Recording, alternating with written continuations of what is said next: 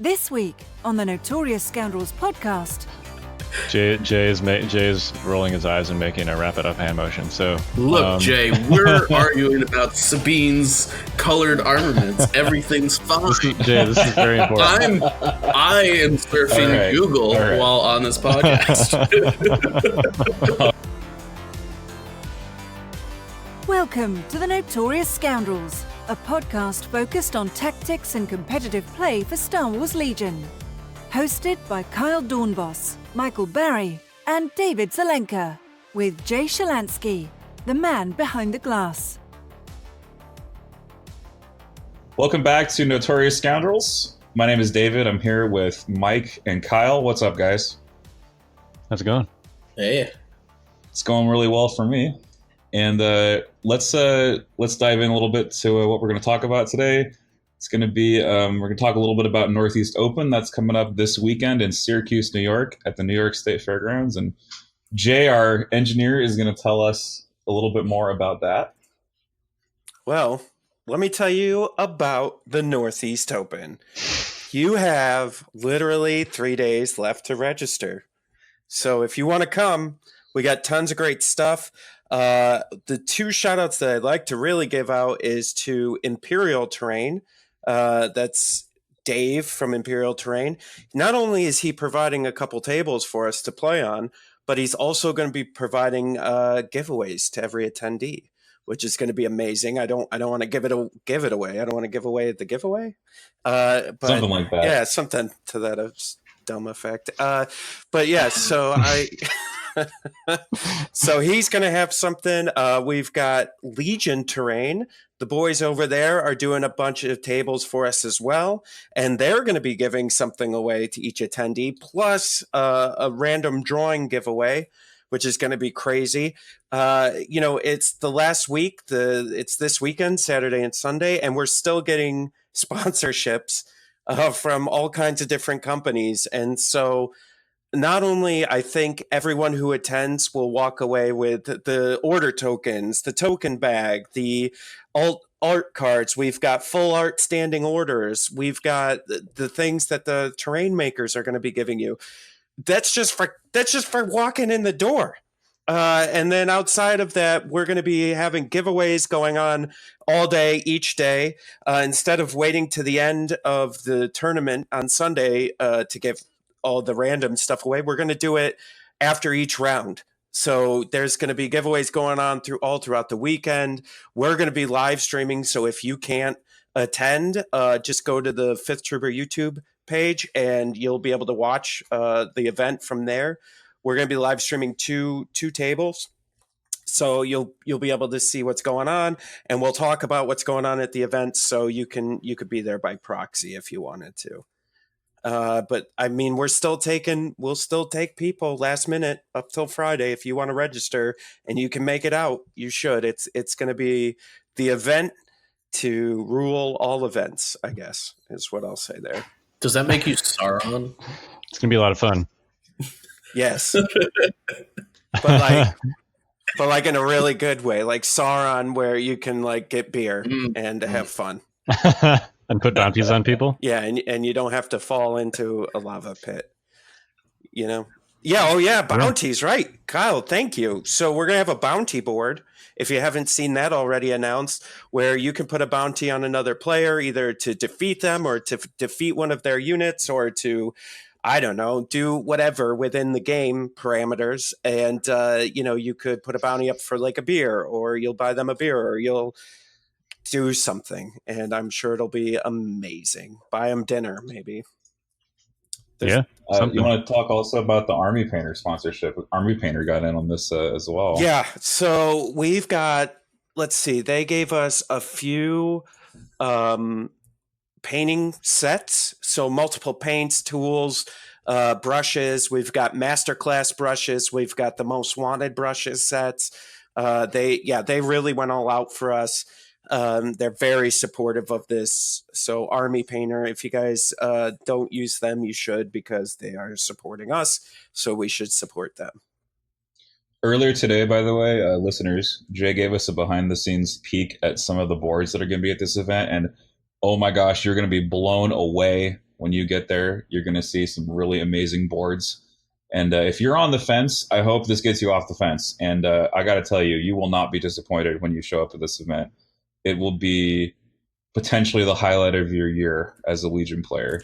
Yeah, and David, that's a great point.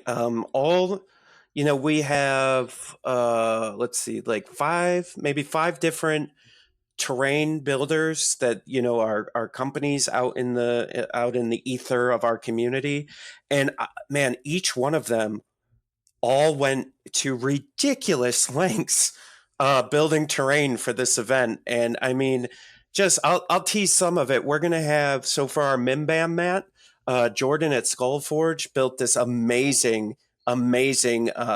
quote unquote mud planet map. Yeah. And so that's going to be amazing. I mean, there's going to be a very special Mustafar lava planet map there. The guys at Legion Terrain went all out. So if you've seen any of their down AT-ATs or their down X-Wings or TIE Fighters, they actually built a couple boards with all of that in, specially made to our mats. Dave over at Imperial Terrain, he's putting out a bunch of boards, and he sent me the pictures, and oh my god, those are going to be amazing. And I think the real kicker for all of you at home is that if you come, most of the boards from these makers and these companies are actually for sale. So you could come to the Northeast Open, and if you're like, man, I love this board, there's going to be a very good chance that it'll be for sale and you could walk away with it this weekend. You could just buy it fully painted, ready to go with a mat, and you could just have a board for your home. So it's going to be crazy. I mean, where do you get a chance to do that, man? Because if you're at home on the internet and you're sort of just looking for STL files and trying to piece it together yourself, but this is you can buy this stuff it's like a play set, full blown almost. You could just walk out of there with it, like you said. So, I mean, this is an incredible opportunity if you're a serious hobbyist, but you don't have the time or facilities yourself to construct some of the amazing terrain that we've seen at these, large events. This is a chance for you to get on that train without, a huge investment of time. And you also get to try before you buy. You get to see it right in front of you. Yeah, that's the biggest thing. Right? Do you want to talk about the Luke Eddy thing? Oh, right. Dear God, there's so much going on, and yeah. Okay, this is the last stop on the hype train so far. So because, we got to move on. The esteemed Luke Eddy, one of the developer designers of Star Wars Legion, will be at the event, and you can say hi to him. You can ask him questions. Saturday night, we're actually going to be taking a select few of our attendees out to a fully paid for dinner / drinks, whatever, with Luke and the Fifth Trooper and the Notorious Scoundrels, kind of like a meet and greet. So you could come meet us, hang out with Luke, ask him questions, enjoy some great food and drinks, and have an amazing time. And not just us, but there's going to be other members of the community are going to be there. We're going to have the world champion there. Luke Cook is going to be there, so you can come say hi to him. He's giving out an award. He's giving out that Star Wars Celebration Vader for the best sportsman at the event. So he'll be there. Kevin Valier from Imperial Discipline blog is going to be there. I think he's bringing full art cards to give away. It's going to be crazy. It's going to be crazy. There's so much stuff going on. So many people. You're guaranteed to walk away with your money's worth and more from the event. So if you're, like David said, if you're on the fence, you still got a couple days. Come on, make the decision. Drive, fly, get on a boat. Come on up to Syracuse, New York, and enjoy the Salt City, because it's July and it's going to be the only 3 days we'll have nice weather all year. So come on up.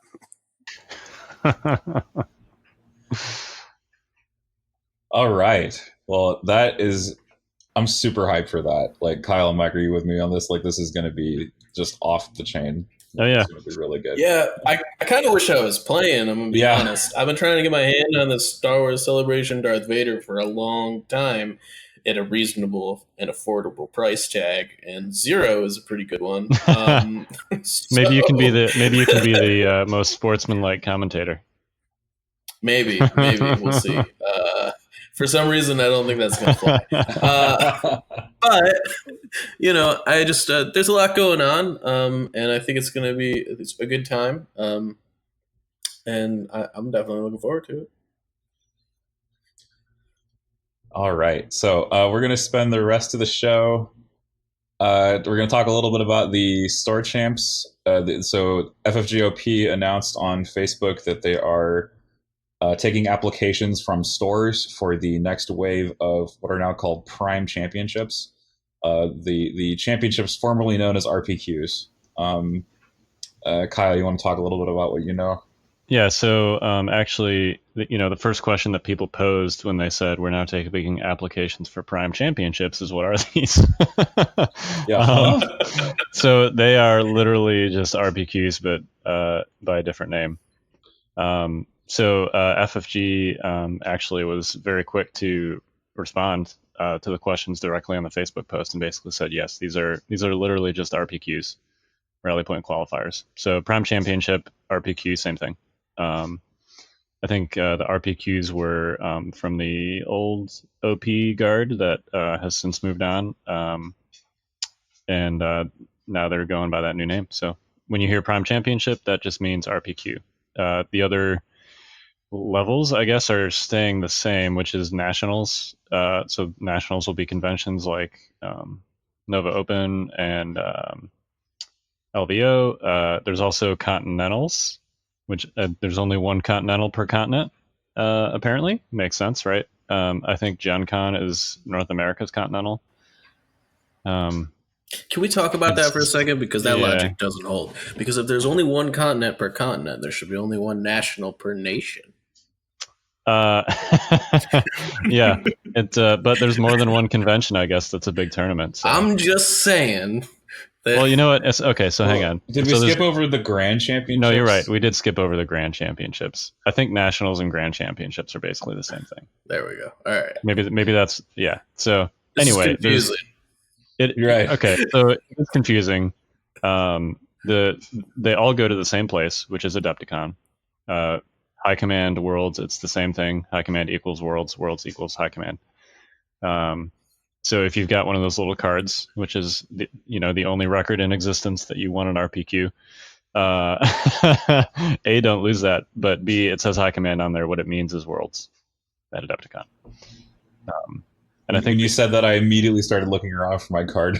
Yeah, put that thing in like a safe deposit box at a bank or something. Yeah, wherever put it in like a fireproof bag. Yeah, wherever you keep your Social Security card, that's where it should go.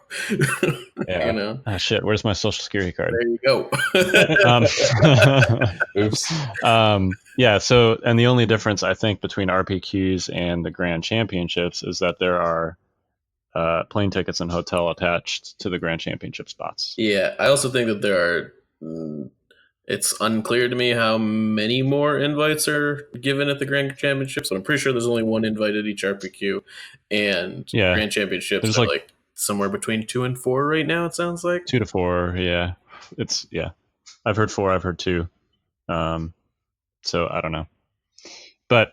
The prizes are also different. They rolled out those, I think, the Grand Championship kits. Posted others on Facebook. They looked pretty sweet, actually. It was like some Bosk and Sabine alt arts, a giant dice trophy. Yes, it's unclear how big it is, but it's not like swag rollable dice because it doesn't have the Legion symbols on it. So. I don't know. Maybe it's like a fist-sized dice that you can just put down on your table. It's sometimes I feel with these kids, they're like prize sport teams, just like trying to flex, show that they have some muscle in some of these prizes. Like, I don't know.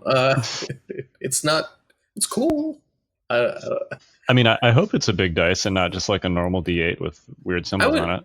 Yeah, I hope it's like a big one, like commemorative. Yeah, that's interesting. I would prefer like special dice generally. Oh, you mean like dice you can actually use in a game? Yeah, I mean, like, I know that's not what this is, but I would greatly prefer that. I mean, X-Wing's got it, Armada's got it. Imperial Assault's got Yeah, it. Well, so I think we'll get there eventually. In fact, there were special like translucent dice previewed in the not in the Grand Championship, but in like the summer just local Yes. prize kit, The right? Season 2 premium kit Yeah, whatever had that means. translucent red attack dice like IA had, like Imperial Assault. Yeah. Red dice, best dice. So I think red dice, best dice. Apparently, get your Yep. frag grenades on. There you go. Or just there's two, you get coordinated bombardment, right? So Yeah, and DLTs.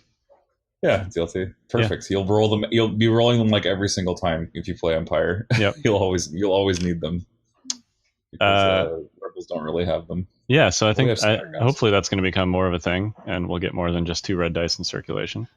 Yeah, but, fingers you know, crossed. Yeah. Just go to like 10 summer kits and then get a full set or I whatever. was gonna say, I'm just gonna invade everybody's stores so that I can get my hands on these dice. It's funny too because I could see how like hard could it be? I could see like white dice. You know, you need a bunch of those, but you rarely need more than 2 red dice unless you're playing Vader. So if you're rolling around with like 6 red dice, you're probably not going to need those. No, man, I gotta do my frag grenades where I have my extra trooper or have my flamethrower throwing the frag grenade just for extra red dice. That's what I got to do. Yeah, and IRG roll red dice. Yeah, there's That's lots of true. red dice Okay, out you're there. right. You're right. Yeah, I mean, there are some. I mean, they're mostly Imperial. right. Yeah. But you know What's what? this note here? Rebels What's have this more note dice. here? So It's the third time it's. Are you saying the naming conventions have changed? It's not the third time. Oh yeah, I was. We're talking about the show notes, ladies and gentlemen. Yeah, I was griping about how many times they've changed the names of RPQs. We don't have to talk about it. Yeah, FFG, stop it. Like we want to know what things are. We want you to tell us one time and then have it be it. But on the plus side, they're like talking to us now, you know? Like somebody asked a question on the post and immediately of course. they responded. So we like feedback. Yes. Shout out to Matt Holland for that. Like seriously, like thank you. I don't know what happened, but thank you for reaching out to us on a consistent basis. We very much appreciate it, and we very much hope that you continue to do so. Yeah, indeed. Thank you.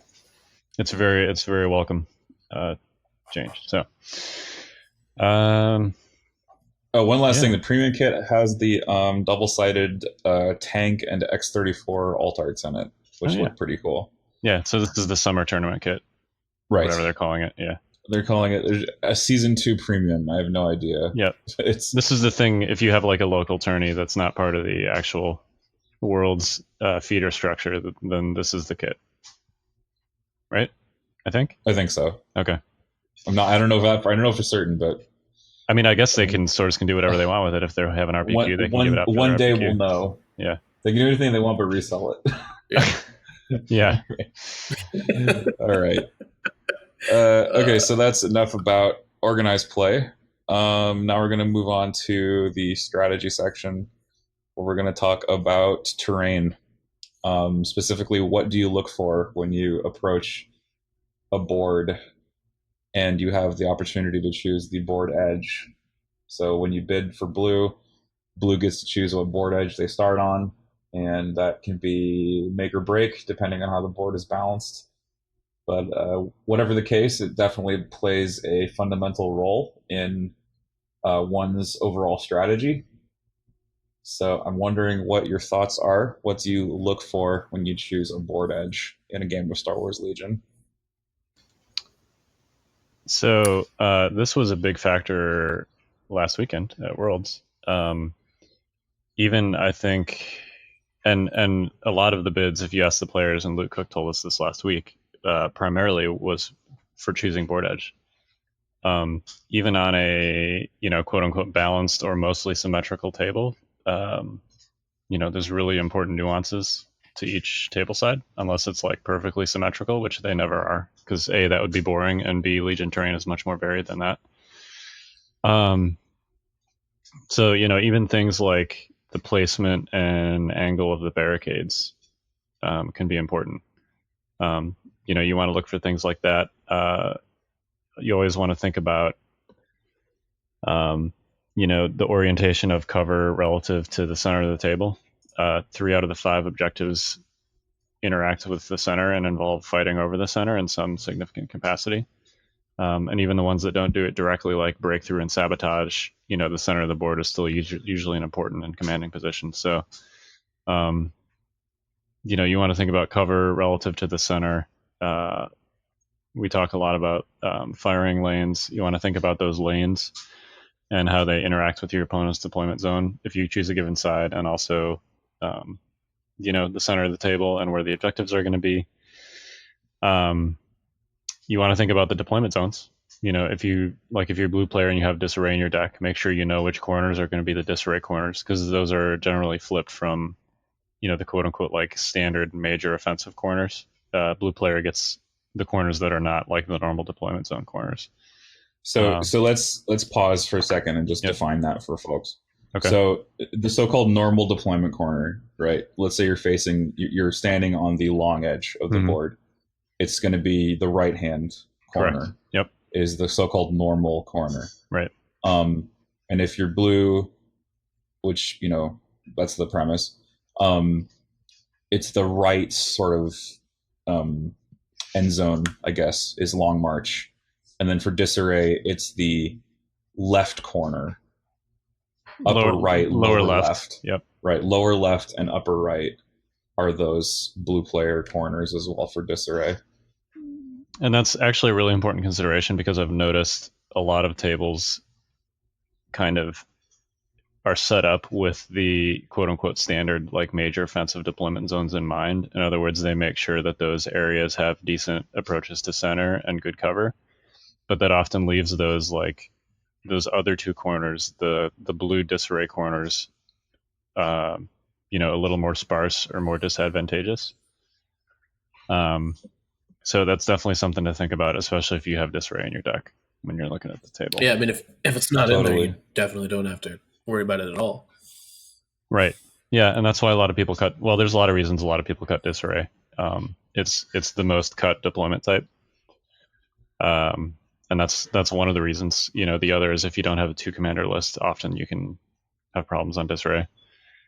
But yeah, it's also time consuming. It is very time consuming. Yeah, especially like at a normal tournament where you can't walk all the way around the table. It takes a long time. And even when you can, it still takes a long time. So, just keep that in mind as blue. Like disarray is often a disadvantageous deployment inherently for blue because of terrain placement. So what do you look for, Mike, when you go to pick a zone? I'm pretty sure Empire, has a few different considerations than a Rebellion might have. Actually, I don't think it's that different. A couple things. I think it depends on the list you're playing, but the first thing that always stands out to me is line of sight blocking terrain. That's like, you look at a board, that's the first thing you should look at, is what is going on with the line of sight blocking terrain and where you can take advantage of it. Clearly right now, snipers are a huge thing in the meta. Being able to hide them is important. If you can't corner peek with them, and your opponent probably has some type of bombard in their list or snipers of their own, if you don't have good places to hide them, you're going to be at a severe disadvantage from the start. So that's kind of where I generally start. The next place I go is kind of feeling out which side has a better box grab for Boba Fett. Making sure that he can get in there on turn 1 or 2 and get out reasonably without taking fire. That's a little bit more unique to my list specifically because I play a lot of Boba Fett right now. But those kind of 2 things are my go-tos when I'm looking for a table side. Making sure that I've got line of sight blockers in or near my deployment area is huge. That generally is the biggest thing that kind of determines which side I'm picking. If one side has considerably more, I'm just going to take it almost every time. I'd like to just add to what both of you have said.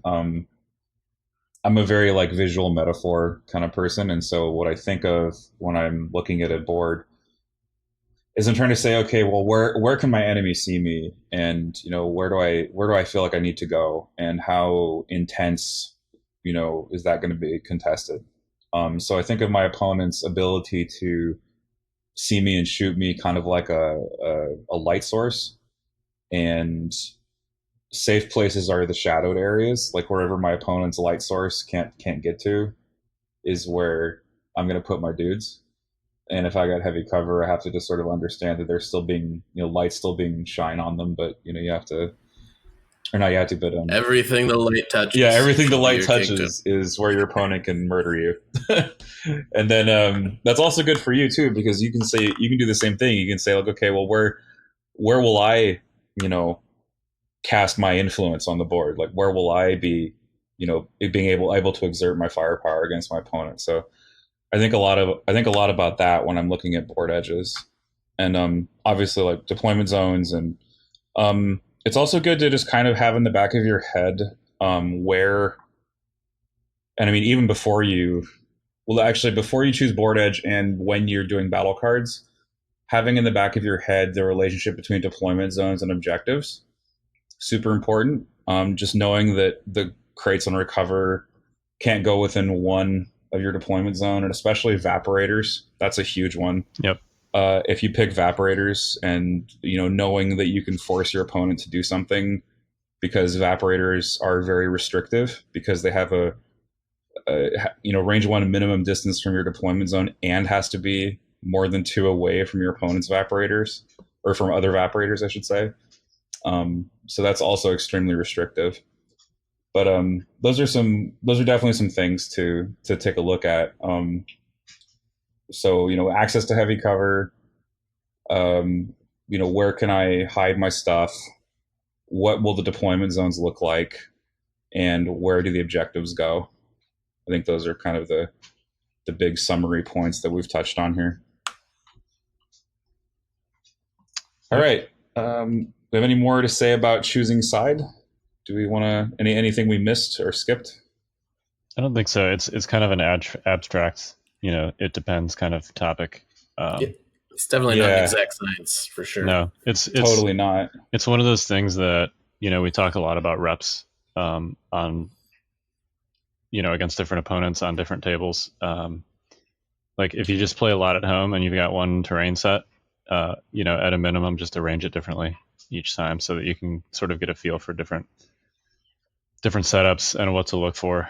But it helps to plan different types of tables too, because you can have pieces that interact differently than you expect. That's another thing we've mentioned before too, but make sure that you always talk before the game extensively with your opponent about what each terrain piece does, to the extent that it's not obvious. And even if it is obvious, just make sure to mention it, because the last thing you want during a game is like a misunderstanding. You thought it was heavy cover and it was light cover or something. Or you thought it was open and your opponent thought it was difficult. Yeah. Right.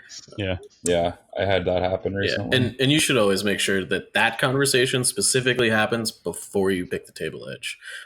Yes, absolutely. That can have some dire ramifications. If you pick the table edge, you get halfway through setup and like somebody asks a question, they're like, oh, that's not what I assumed this would do. At that point, it's kind of like, I guess you call a judge and hope that he goes with whatever you want it to be. Yeah. Call a judge, or flip a coin, roll a die, whatever you have to do to make the choice, to take the choice out of the player's hands. Yep. Yeah. And even if you go to a tournament and they've got the little slips there that say like what things are, still make sure you talk about it, because it's not obvious necessarily always. Like small rocks equals light, big rocks equals heavy, and you look at the terrain, you're like, well, what is small and what is big, Right. So just make sure that you're, even like if you're going to a tournament where that's labeled, before anyone picks sides, have that conversation. Honestly, the biggest thing that, and this is a little bit of a sidebar, I see a lot of people get confused when they see the impassable word on a terrain piece and think that you cannot climb it because it says impassable on it, which is interesting to me. But that's, I think, one of the bigger misconceptions as far as like terrain being like miscommunicated in the middle of a game. Yeah, so impassable just means if it has a sheer side that you have to clamber to get up it. That's all it means. Unless it's like a lava pit, then it means you probably can't go in there. But generally speaking, like you'll see like a rock with sheer sides and a flat top be classified as impassable, and all that means is that you can't get up the sides without jumping or climbing, clambering. Like that doesn't mean that flat top is not in play, basically. So, yeah. All right. Yeah. All right. So we're gonna move on to making a list without strike teams. My memory is kind of faulty. I don't remember who posed this challenge first, but I think this was because of an exhibition match that's going to be happening at some point soon. I think, Kyle, you're involved in that. Yeah. So Luke Cook and I had the idea to just, we figured we had to do like a stream testing match at some point. So we're like, well, let's just play some jank and let people vote on what jank they want to see. So we put up a poll on Facebook, and there were several options there. One of the commenters, Mr. Nathan Willens from Critical X said, well, why don't you guys do, I want to see actual competitive lists, but I want to see it without strike teams, and I want to see it without Veers, Bobo, Luke, or Leia. Blasphemy. Yeah, I know, right? Right. So we actually then did a second poll, because the most popular option from that first poll was triple support, double heavies. Which I almost ended up making anyway. But then we compared that to the competitive, essentially like non-meta competitive and non-meta competitive ones. So essentially, we're going to make lists. Well, we already did make lists without strike teams, without Veers, Bobo, Luke, or Leia. But that sort of brought up a broader question as an interesting thought exercise. Like, what does a list look like, characters aside, what does a list look like without strike teams in it? And can you make a competitive list without strike teams? And what does that look like if you try? So I think you can make a competitive list without strike teams, first of all.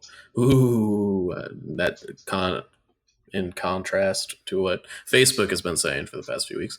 Yeah. But I don't think you can make a super competitive list without strike teams and any of the aforementioned characters. Yeah. Well, let's table the character thing, because that was like an additional artificial restriction. For now, let's just leave it at competitive list without strike teams. Yeah, the only constraint is no strikes. Yep. Yeah. I think the big thing, there's a couple like prevailing things that happen when we talk about Legion lists, right? The first is there's always a ton of core units. That probably still needs to remain the same. And the second thing is that generally, outside of characters, only one of the heavy support or spec ops is really kind of focused on. So you're either like going all in on 3 spec ops units or all in on 3 support units, or you're taking one big heavy. Right. Generally, the heavy sometimes has support units built in with it. But the most important thing about that is that it's keeping your tokens the same. What you don't want to do is take 6 core units, 1 support, 1 spec ops, and 1 heavy, and have like a lot of inflexibility there. Yeah, because sort of the core mechanics of Legion incentivize you to take what we often refer to as like a lean token mix, right? If you're going to your bag, you want to know what you're getting, or you want to not care what you're getting, and you can only give so many things orders. So as I was going through this exercise, I'm like, well, I'm going to end up with 1 or 2 characters, 6 core, and like 3 ATRTs. which was what Rebel lists were before snipers were a thing. Like, right. And if you look at Imperialists before snipers were a thing, it was either Veers, a bunch of core and an ATST, or Veers, a bunch of core and 3 speeder bikes. Hey man, I ran Vader, a bunch of core. I know you and ran speeder Vader bikes, and yeah, okay. It was fine. I don't know if it was fine. Those speeder bikes are really awkward in a Vader list. They totally are, but I won a lot of games, and that might have been due to the game being new and people not knowing what's going on. But man, was that list fun? Yeah, those were the days, right? But I think kind of what I discovered doing this is that strike teams are the most efficient way to get like a spammable, useful, timing neutral non-core unit. But if you just cut strike teams out of the game, all you're going to get is them replaced with E-webs or ATRTs or speeder bikes, because those are also spammable, relatively timing neutral, same tokened non-core units. Now, ideally, the problem right now is it's not a choice between speeder bikes or snipers, right? It's just snipers, or saboteurs, right? It's strike teams, yeah. Strike teams, yeah. And Well, I think. well, can Sorry, you go ahead. clarify not a choice? Because that confused me. Well, I'm just saying, so from a competitive standpoint, I think ideally what you want to see is do I want an E-Web, or do I want a strike team, or do I want an ATRT, or do I want an FD cannon, or do I want a heavy, right? I think right now the meta has become, you're not asking that question, you're just taking 3 strike teams in that sort of non-core, non-character space of your list, right? And then if you've got Entourage, you're throwing Death Troopers or IRT. Yeah, I mean, I think that it could be argued that it's 2 strike teams plus a special forces slot, but Yeah. Generally, yeah, I think it's an interesting discussion just because, do you really want 3 E-Webs in your list? Is it because they're an efficient unit that is non-timing related? I don't know. Speeder bikes are certainly very timing sensitive. Yeah, speeder bikes are absolutely not timing neutral. Which is interesting because they were kind of the Imperial go-to for a while there. Yeah. But I think people have realized since then how important activation control is. For sure. I don't know. I think that to some extent, the efficiency of the strike team kind of comes into play outside of the fact that it's just kind of the same token. Well, right, and I think one other thing that it highlighted, you referenced activation timing. All of those other things, particularly like speeder bikes and replacements, are absolutely not timing neutral. And the reason that strike teams and more specifically snipers are so appealing is because they're not a core unit, and they are extremely timing neutral for the most part. So when I was doing this thing for this exhibition match, I'm like, all right, so if I suppose I want to start with 1 or 2 characters and 4 to 6 core units, what am I going to make my support unit or my special forces unit? Well, I could throw Wookiees in there, but you got to make sure Wookiees always have an order. It's I could throw Pathfinders in there, but you got to make sure they always have an order. So I think it's telling that a lot of the units they get slotted into where you would replace snipers with pretty much exclusively want HQ uplink on almost everything. I mean, right. You might not have the points for it, but you feel like you need it. Pathfinders, you're like, oh my god, I need an HQ uplink. Speeder bikes, it's I need at least 1 or 2 so that I can kind of get by on my ambush turns or whatever. FD turrets, I need my HQ uplink so that I can shoot at the right time. Snipers don't care about that. Strike teams just don't care. They're like, oh, you don't need to spend an extra 10 points on me. Yeah, exactly. Yeah. There's a number of marvelous sub discussions that can fall out from this line of inquiry. Which are sorry, I got confused for a moment there. I got really confused for a moment there. My apologies. One sub discussion is, okay, what makes a unit timing neutral? Another good sub discussion would be, activation control. You only got so much you can do in the space of 1 activation, and so how to maximize that.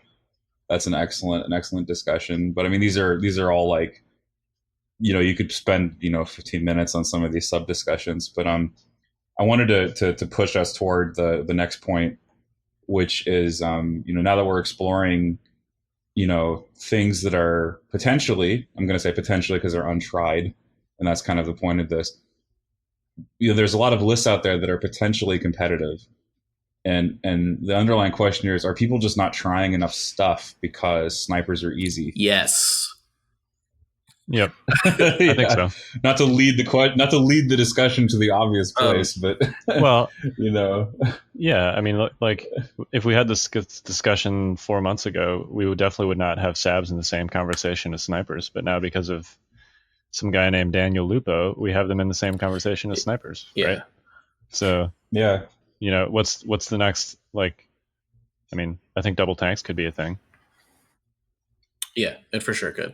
I do think that it's important to keep in perspective that when we are talking generally about the meta and about what is good and what is bad, air quotes, frickin' rebels,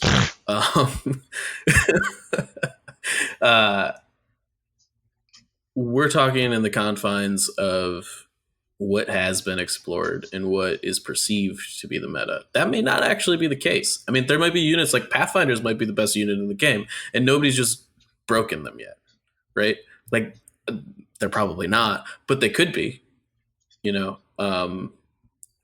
and so when we're talking about this conversation, I think it's important to keep that in mind, because as soon as somebody goes through one of this exploratory digs and finds something that is good, all of a sudden it becomes a part of that conversation. But until that happens, it doesn't. It's also worth mentioning, I think, just generally, when we're talking about meta, we're talking about, like, not just tournament meta, but, like, for the most part, top tier tournament meta, right? Like, Vader is considered off meta, quote unquote, but Decaf from the Discord won Kublai Khan with Vader, so, which was a big tournament, right? No, he didn't win it with Vader. He didn't win. No, that's backwards. So Kevin got second with Vader. Okay.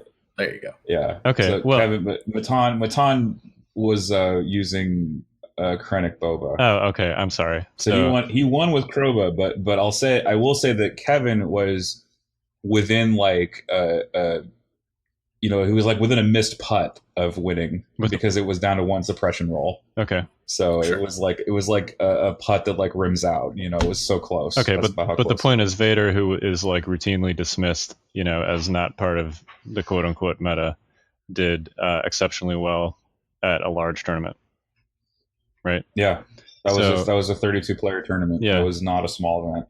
Right. So, like, I mean, Legion is an objective focused game, and it's also, for the most part, like, fairly balanced in that you can take most things played well and put them on the table and do fine, right?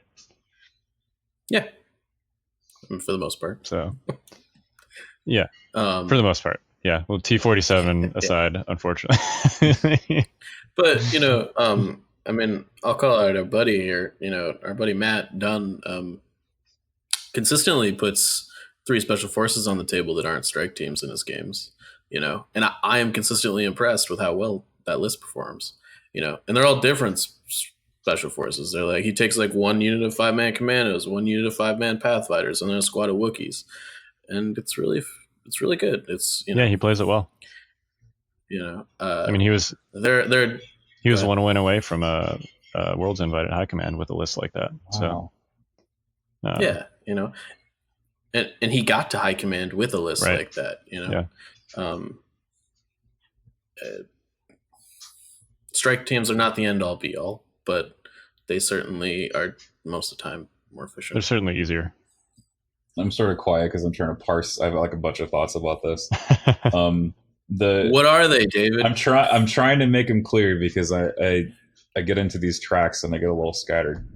So the first thought here is, okay, there are mathematical constraints at work, in the sense that there are some things that just are mathematically not good, and you probably shouldn't experiment with them. Because the math is against you so heavily that you're probably not going to have any success with it. So don't waste your time. The second, I'm just being brutally honest. The second thing is that while this is true, and I think we had this discussion in another forum, but the game is not in the hands of raw efficiency, and that's absolutely just true. Not just for the random elements, because there's going to be the random throw of the dice where it's like 5 crits, and that just happens, right? But my point is, if the game were in the hands of raw efficiency, the game would have been solved already.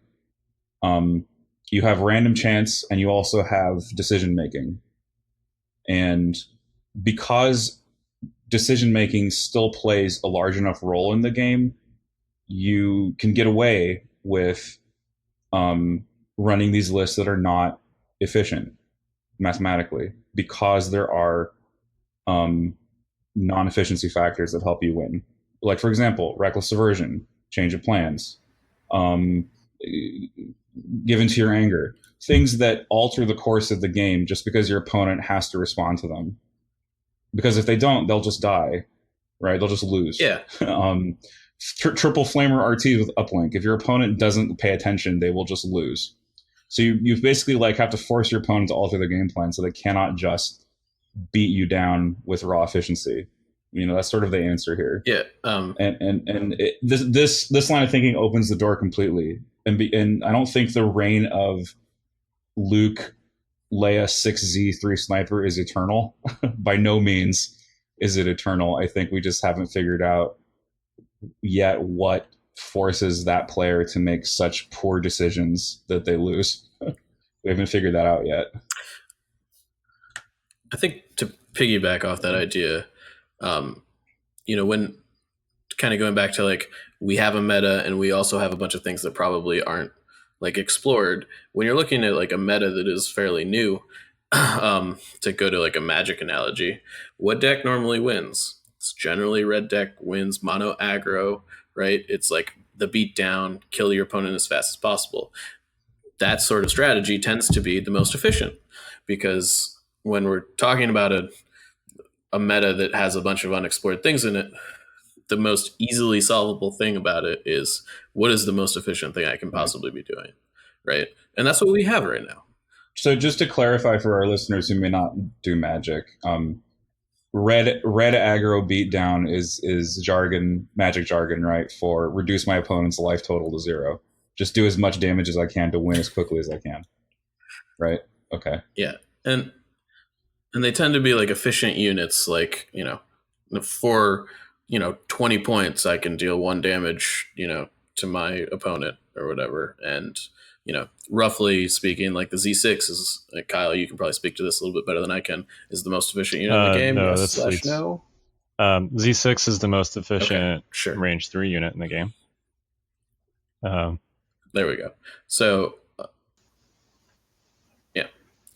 snipers Snipers also are very almost as efficient. efficient as a Z6, and they're unlimited range. So take that for what it's worth. So you put the most efficient range 3 unit next to the most efficient infinite range unit. Now that said, I see. Their efficiency drops off dramatically when you're shooting into heavy cover instead of, light cover down to none or no cover. Decision making. Do I shoot the units in heavy, or do I shoot the units in light, or do I move? Right. And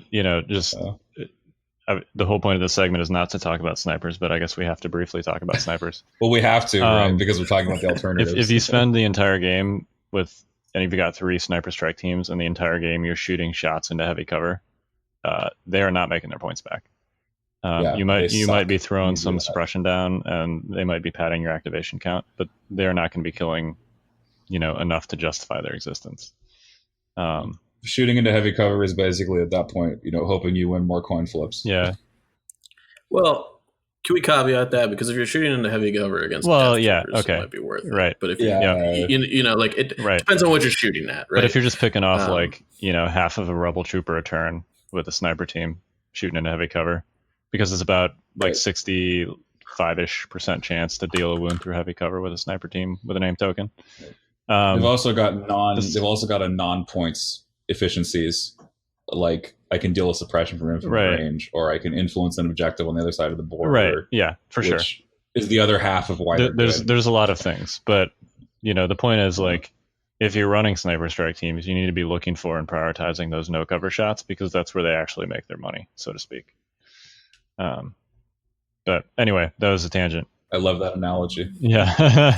That's how they make their money. Yeah, man. I think that it's important to point out that a lot of the other strategies in games that are like this, that become prevalent, other than efficiency-based lists, are like combo-based lists. I'm in a new ways to motivate them Bosk, and then drop a poison bomb on you, the next turn. Stuff to that. I'm going to put Vader in a tank and roll them up there. Are those things good? Who knows at this point? But that space is largely unexplored. I feel like Han Solo has a lot of potential when we were talking about, I mean, you quoted Reckless Diversion and Change of Plans. Those are really strong cards. Yeah. They are game-altering cards. I'm a big fan. We've talked about this list months ago in the first Yavinbase Team League. But sorry about the barbecue. Han triple flame ATRTs with uplink. It's it's one of those lists that if you run up against like a impact heavy Empire list, you're probably screwed. But you're gonna stomp anything else. Yeah. Almost any rebel list, they're gonna sit across the table from you and be like, well, I'm screwed. I mean, that list could get a lot better when we see Confederacy come out. I mean, yeah, when you're rolling, we're talking about 16 units. black dice. Yeah, I mean, we're talking about units that have like 6+ models in them. Flamethrowers get a lot better at that point. Yeah, you just sneeze on them and they'll just die, right? Like they'll fold. Well, yeah, I don't know if 16 black dice flamethrowers a sneeze, but I get what you mean. Well, you know what I mean. Well, you know what I mean, right? Like a B1s hate fire. Yeah, I'm guessing would be the answer. Yep. And the interesting thing about that is that it's probably not any worse against the Republic than it is against Imperials. I'd argue. Generally. Yeah, I mean, we don't know a lot about their weapons and stuff, but yeah, I can see that. So it depends on like impact presence, but right. Well, just based on what we know about the phase 1 defense dice. I'm just we know what the defense dice is. Like we know what their armor save is, right? And it looks exactly like an Imperial armor save. Yeah, we can make a preliminary judgment. Like I think that's totally within reason. Yeah, and we also know that they're more expensive than stormtroopers, right?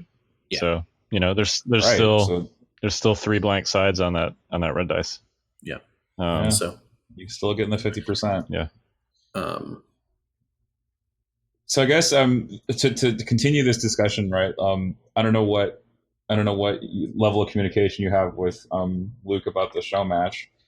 What did we come up with? Yeah, so with building lists without strike teams, we didn't really talk about right. That so I posted them earlier, and these are sort of additionally restrictive because we also said no Veers, Boba, Luke, Leia. Yeah, but he did Krennic and Bosk. Shouldn't be terrible. The characters in these lists are not going to be shocked. Questionably better than Veers, Boba, but okay. Yeah. He's got strict orders, Hunter, and Sims. He did 4 stormtroopers with DLTs with 2 medics in there, and then two units of fully loaded death troopers, which is the DLT, Hunter, recon intel, and the long range config. That's a lot of suppression. Yeah.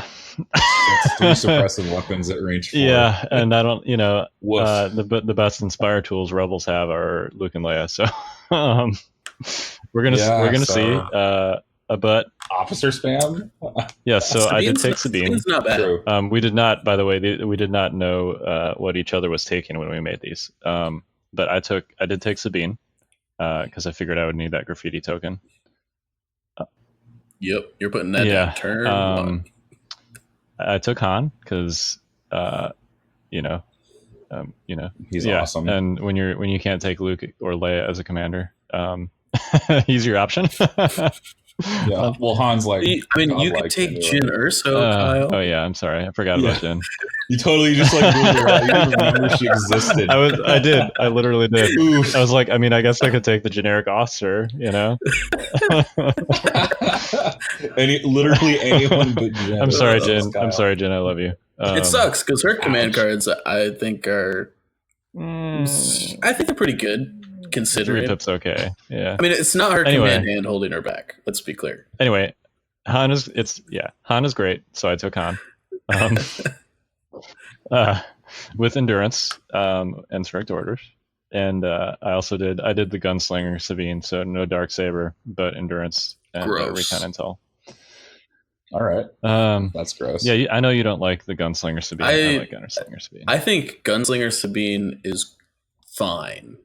I think that you take the dark saber with her Not because you want to beat things in the face with it, but because you would like her to get 2 actions every turn. That's just how I feel about it. Yeah. Mhm. Yeah, it's 25 points for Dauntless, which is fine. I'm hoping between Strict and Endurance and We shall Symbol see. that I can manage Especially without if Dauntless. you're But getting we'll shot see. at by double Death Troopers and Bosk. Yeah, that's like 8 suppression in 1 turn potentially. I have run I ran Luke Sabine a fair bit, just in practice without Darksaber, and it was fine, including against Bosk's Death Trooper list. So, Symbol helps a lot. There's a tension between wanting to get it down early for the rest of your dudes and holding it until she's got a big stack of suppression on her. But we'll see. Should I just ban strike teams in Team League? Because these lists are so much more interesting.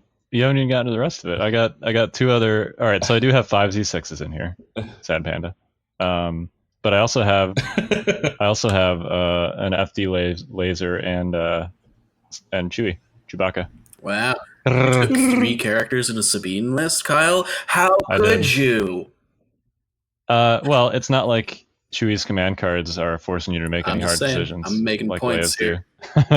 Making points and dropping bombs. Hey, Oh man. Hey, but you know what? Just be glad I he just only want has all our 1 listeners bounty to know token. that Kyle's That's all I'm been gonna on my say. Luke Leia Sabine list for like the longest time. Well, but I also, if I could take strike teams, I would not have taken 3 characters. I would have taken strike teams.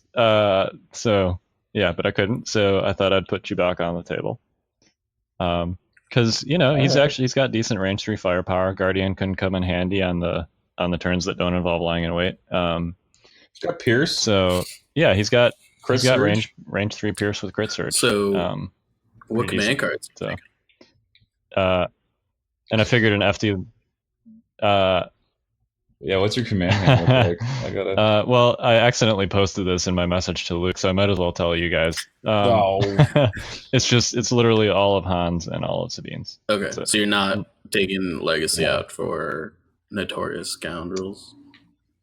No, as thematic as that would have been, I need orders on Sabine as much as I can get them, and those tokens are good. So sure, yeah, I'll use change of plans once. Unfortunately, yeah. Yeah. Plus, with Han and Chewie, you have all the targets for Mandalore as well, which you could ever want. Well, he sure as hell doesn't have the strike teams. Nope. Although it's not like if you're running snipers, you're in a position to give them orders with Sabine anyway. Normally, actually, I've been deploying them forward a little bit just for that, and it's also good because putting orders on your strikes is awesome. It is, yeah. Like it's really good. Like it's like the next evolution of control. We should talk about this in a different cast, but if you could reliably get orders on strikes, I would do that every single time. Well, you can. You just because leveraging your infinite range is so helpful in winning the gunline battle. Just costs you 10 points, my dude. Yeah, but at the same time, though, like I don't know, it's awkward because medics kind of screw up that calculus a little bit. Because medics, have the, they delay you put your snipers first, they don't even have to delay their medic. They just go with their medic and cancel your damage. But the suppression alone might be worth it, is my theory. Anyway. Yeah, no, So you have why'd you take the laser with the uplink and no generator? Just for cheapness and activation control. In this list you have, let's see, both 1-pips. Change of plans and symbol. You have 4 turns where you're only giving an order to 1 unit, right? Because change of plans and just something else. You got to play standing orders at some point in a 6-turn game if you run a change of plans. So 4 of your 6 turns you're giving orders to 1 unit. Not ideal, right? So that was my big challenge, just coming up with like, what do I support my core units and my characters with? So FD with uplink, because I can refresh that every turn and make sure it has an order. And without snipers on the table, in theory, it's a little more durable. Obviously, Bosk changes that calculus a little bit, but in theory, there's a note in here about Bosk somewhere. Oh yeah. Oh yeah, there's definitely some show notes about But Boss. we already at an hour, so maybe we should are already at an hour. maybe we should table that. Yeah, maybe we should. Well, table that. hold up. Let's. Should we leave the audience on a cliffhanger and tell them? So I think the answer to do that it. question is yes, but I think we should do it very specifically. Okay. So, as everybody is Okay. sure is well aware, the Northeast Open is this weekend. Bosk is also legal. So the question, the crux of it, is does line and weight make fragile, expensive Rebel units obsolete? Let's find out this weekend. Well, not just Rebel units, but That's what the show note says, Kyle. Well, okay. Let me talk. I wrote it for the record. Yeah, wasn't so that me. People know who wrote it. Yeah, it was the guy who got his land speeder one shot by Bosk. So, my point is that I think the Imperials have enough of a save on certain units that they can save out of it, and so they're not obsoleted because they have at least a fair chance of saving out of it. They're going to save, N-1 Sure. crits because of Pierce, and I think they have a higher chance of getting more saves, right? But the Rebel units in specific, the Rebels have a good chance of rolling one. We're going to watch a lot of games this weekend. Which just gets canceled. Let's see if it bears out. Yeah, we are. Well, I would love it, and we can talk about this on the next episode because I would love to have that data to fuel my argument. Kyle, maybe are you doing like slips again? Yes. So maybe on there we can be like, did line and weight mess up one of your Rebel units? Check this box, if so. People are just going to mark that as a troll. We don't need to do that. We don't need to do that. Okay, so before we get too far down this salty rabbit hole, we do have some hobby section notes on here too. We do. We do. So I want to talk briefly about painting freehand because Sabine is out. So there is an excellent, we'll plug Mr. Kevin Valier here real quick. He's got an excellent article on Sabine and painting Sabine on his website, Imperial Discipline. Nice. I think. Is it still called Imperial Discipline? I think so. Yes. Okay. So he is Kev Noby, but his site is still Imperial Discipline. Good article on painting Sabine and just on like freehand in general. I used to do some freehand with 40k orcs and checker patterns and all that fun stuff. So I thought I'd take my hand at Sabine. I posted some pics on the Facebooks, but basically freehand is like, it's a little intimidating, but really you're just painting shapes. And you got to think of everything in like subsets of shapes. So even like a checker pattern, you're painting, a tic-tac-toe pattern, right? Like do your base color. If you're doing white and black checks, start with white on the base and then do like a tic-tac-toe pattern in black and then fill in every other square. So, the only straight thing you have to paint are the lines for the tic-tac-toe pattern and then you just fill them in. I know that's like a gross oversimplification, but there's tons of like YouTube tutorials and stuff on it. If you've never tried painting freehand, I would, and you want to paint Sabine, I would suggest just giving it a shot. She's a great model to experiment on. If you don't want to like, mess it up, use a scratch model that you have just to try some of the patterns and stuff. She's got lots of checks. She's got other like weird, more curvy patterns. If you look at some of the like her helmet designs and stuff like that, she's got that like dragon thing on one of her shoulder pads. It's a phoenix. So phoenix. No, okay. She's got a phoenix on her breastplate. Is that a phoenix on the shoulder pad too? I'm gonna Google it. 1 sec. Depends on the season. All right. It depends on the season. Yeah, each one is different. Anyway, I did a dragon thing on the shoulder pad, so hopefully that's what it is. Yeah. I'm going with the season 1 shoulder pad because it's easier to paint just a straight domino than it is to paint that symbol over it. Yeah. So anyway, I would encourage trying it. Another like big thing with freehand is make sure that you thin your paints. You should be doing that anyway. But you got to do like extra thinning, not to the point where they're watery and runny, but like just before that point.